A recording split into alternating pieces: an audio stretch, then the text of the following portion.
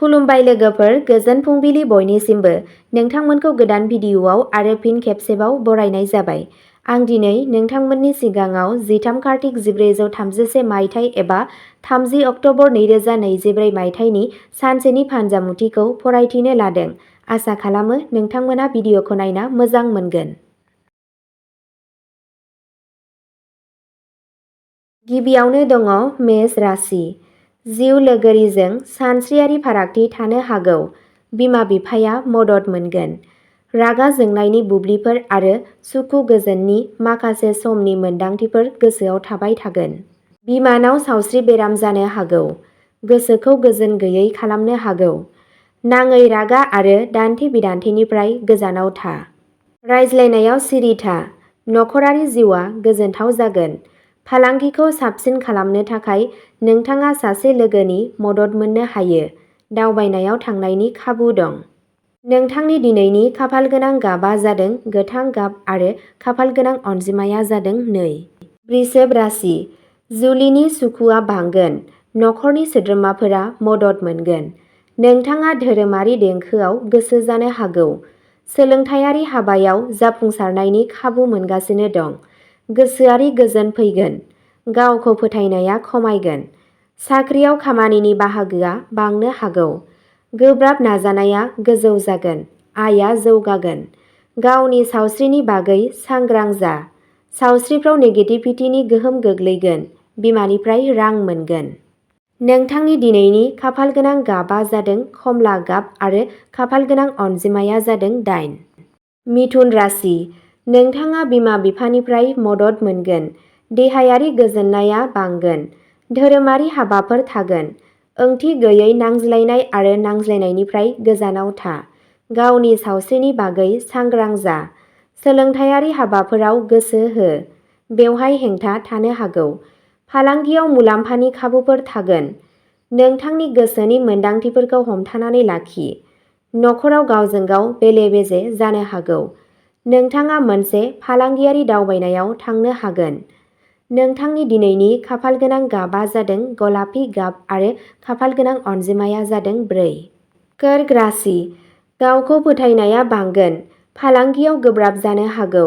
बांद्राय गोसो गुदुं जानायनिफ्राय गोजानाव था। नखरारि जिउआ बेले-बेजे जानो हागौ। गोसोआ खुसि जागोन। गावखौ सामलाय। रागानि बांद्राय जानायखौ दबथायनो नाङा। नोंथाङा सासे राजखान्थिगिरिखौ लोगो हमनो हागोन। सोलोंथायारि हाबा मावनाया गोजोनथाव फिथाय मोनगोन। नोंथाङा लोगोफोरनिफ्राय मदद मोनगोन। गोसोआरि गोजोन फैगोन। नोंथाङा बिदा-फंबाय आरो बिब'-बिनानावफोरनिफ्राय मदद मोनगोन। बुथुमनाय दोहोना खमायगोन। नोंथांनि दिनैनि खाफालगोनां गाबआ जादों ब्राउन आरो खाफालगोनां अनजिमाया जादों 2। सिंह राशि। साख्रियाव मावख'गिरिफोरजों गोरोबलायै जानो हागौ। गथ'फोरनि सावस्रि जेंनाफोर जानो हागौ। नोंथाङा लोगोफोरजों गोजाननि दावबायनायाव थांनो हागोन। गावखौ सामलाय। गावनि सावस्रिनि बागै सांग्रां जा। नोंथाङा सोलोंथायारि हाबायाव जाफुंसार जागोन। साख्रियाव गोब्राब जानो हागौ। गावखौ फोथायनाया गोजौआव थागोन। गोसो हमथानाया खमायगोन। खरसाया गोबां थागोन। मोजां खौरां मोनगोन। नोंथांनि दिनैनि खाफालगोनां गाबआ जादों गोमो गाब आरो खाफालगोनां अनजिमाया जादों 5। कन्या राशि। रायज्लायनायाव गोब्राबथिया गोहोम खोख्लैनो हागौ। साख्रियाव मावख'गिरिफोरजों गोरोबलायै जानो हागौ। नोंथाङा लोगोफोरनिफ्राय मदद मोनगोन। सोलोंथायारि हाबाफोराव गोबाव समनिफ्रायनो हेंथा सोमजिनायनिफ्राय रैखा मोनगोन। नोंथांनि बिबुंथियाव गोदै थागोन। नोंथाङा फोथायनायजों बुंफबनाय जागोन। गावनि गोसोआव थानाय गाज्रि साननायनिफ्राय गोजानाव था। गुबुन हादोर दावबायनाया फालांगिनि थाखाय मुलाम्फा गोनां जागोन। गावनि खुदियानि सावस्रिखौ जोथोन ला। मिथिंगायाव रागा जोंनाय थागोन।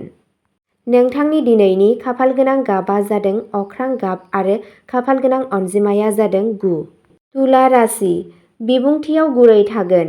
नखरनि सासे आइजोनिफ्राय रां मोननायनि खाबु दं। नों बिफानि मदद मोनगोन। रुटिनआ दावराव-दावसि जागोन। गावनि सावस्रिनि बागै सांग्रां जा। साख्रियाव सोलायनायनि जाथावना दं। आयआ बांगोन। नखरारि सुबिदाफोरखौ फुवारनायाव खरसाया बांगोन। गोसोआ गोजोन गैयै जानानै थागोन। बिमानाव सावस्रि बेराम जानो हागौ। नों सासे गोजाम लोगोखौ लोगो हमनो हागोन। नोंथांनि दिनैनि खाफालगोनां गाबआ जादों निला गाब आरो खाफालगोनां अनजिमाया जादों 6। वृश्चिक राशि। रागाखौ बांद्राय जानायनिफ्राय गोजानाव था। बिफानाव सावस्रि बेराम जानो हागौ। सासे लोगोनि हेफाजाबाव साख्रिनि खाबुफोरखौ मोननो हायो। गोसोआ खुसि जागोन। गावखौ फोथायनायाबो गोजौ जागोन। फालांगियाव गोसो हो। गोब्राबथिफोर सोमजिनो हागौ। बिसि फिसायनि सावस्रिया साबसिन जागोन। आयआ जौगागोन। गोसोआरि गोजोन फैगोन। थांना थानायनि थासारिया दावराव-दावसि जानो हागौ। आरिमु आरो देंखोनि फारसे गोसो जानाया बांनो हागौ। नोंथांनि खाफालगोनां गाबआ जादों खमला गाब आरो खाफालगोनां अनजिमाया जादों 1। धनु राशि। नोंथाङा रागा आरो गोसो गुदुंजों जेंनायाव गोग्लैगोन। थांना थानाया गोब्राब जागोन। गथ'फोरनिफ्राय मोजां खौरां मोननो हायो। बुथुमनाय धोना खमायनो हागौ। गोसोआ खुसि जागोन। गावखौ फोथायनायाबो गोजौ जागोन। नोंथाङा सोलोंथायारि हाबायाव गोसो मोनगोन। साख्रियाव मासि जौगानायनि लामाफोरखौ रोखा खालामनाय जागोन। खामानिनि जायगायाव सोलायनाय फैनो हागौ।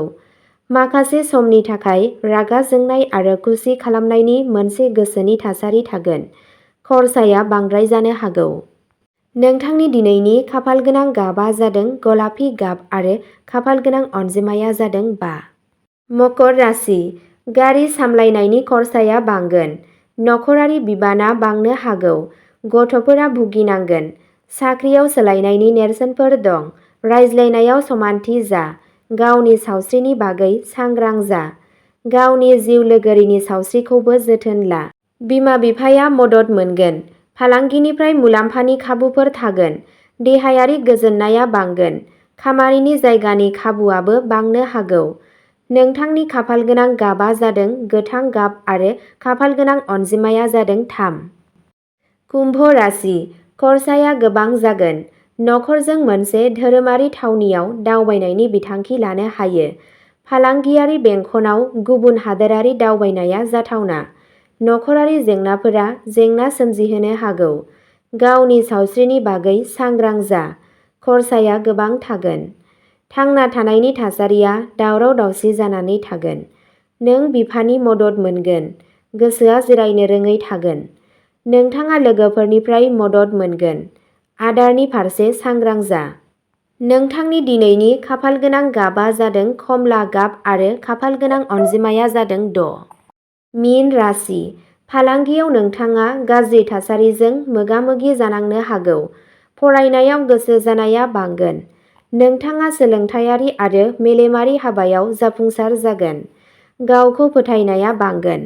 मावख'गिरिफोरा साख्रियाव मदद मोनगोन।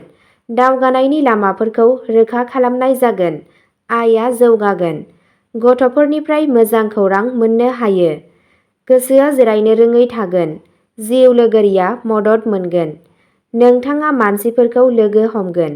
नोंथांनि दिनैनि खाफालगोनां गाबआ जादों गोथां गाब आरो खाफालगोनां अनजिमाया जादों 2।